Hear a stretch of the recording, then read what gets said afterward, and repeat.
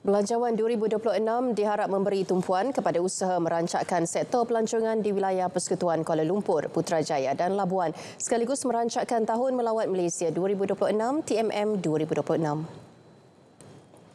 Menteri di Jabatan Perdana Menteri Wilayah Persekutuan Datuk Seri Dr. Zaliha Mustafa berkata, sesi libat urus telah diadakan dengan Kementerian Keuangan MOF bagi menyampaikan hasrat dan keutamaan pihaknya untuk tahun hadapan.